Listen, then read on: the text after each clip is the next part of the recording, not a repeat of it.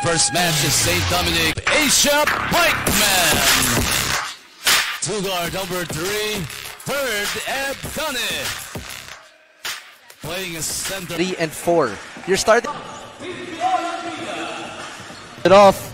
Three-pointer, in and out. Yeah, Mix point out na. Barua pulls it. Again, it's Barua getting the rebounds. Malaking factor yan kasi they could play 4 smalls and 1 big. Yeah. Magiging luxury na. Ateneo getting away with the travel. Pero nakikita natin St. Dominic immediately. Blocked from behind, I believe, by Tilos. Shot clock reads 10. Eb Dane. Ateneo looking to put their foot on the gas. De Luna, excellent give and go to burn on that layup. So 30 will be heading to the free throw line for 2 shots. We'll look to see if 30 Eb Dane can continue yung kanyang scoring ways. Migs, kasi ito nga B na potentially could go up. Siyempre, we mentioned during the start of the broadcast, Kyle Gamber, Mike Asoro, these are the staple already ng A nila na ang ginagawa of Eb Dane. Very critical sa kanila ito. So talagang volume yung tira nila, 25 shots. Oh, and Eb Dane find by Ramir Emerenciana, pero I think that was a foul Timan. So 30 Eb Dane will be making his second trip to the free throw line. Yeah, on the guard lineup ko ng St. Dominic. Napakalalim. Ito yung mga potentially Yeah, in that last offensive set, you know na opensa talaga ng Pikeman yung nanaig. A lot of hand caught camping inside. So take a look at this 3-point shot play of the game brought to you by Smart 5G. 30 Eb Dane pulling up from deep. Kakaroon ng isang veteran, a homegrown player in a team like the Ateneo Blue Eagles. Culture, it's a matter of basketball ring ng court nyo for practices. Yes. Game for Chad. Yeah.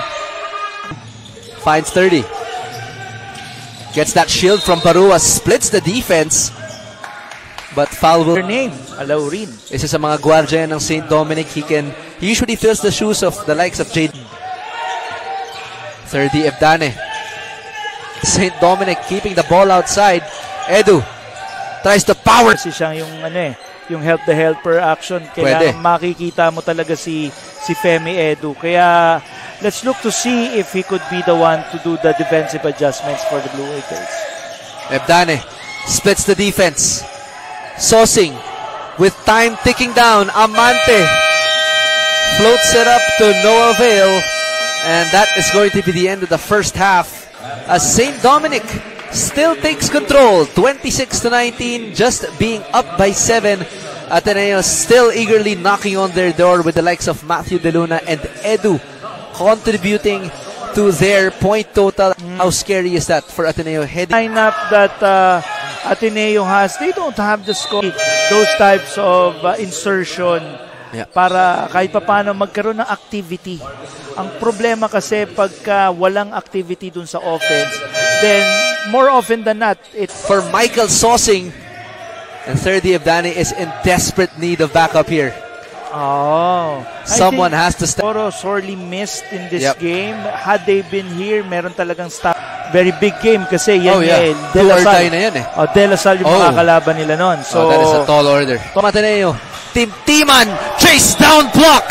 30 Eb Dane doing it on both sides of the floor. Wow. From nothing to something, then nothing again. Ateneo just came empty from that Solar shot, but look at 30 Eb Dane chasing it from Katipunan. Wow. And Eb Dane inside, another contested shot. Trying to look for the foul, but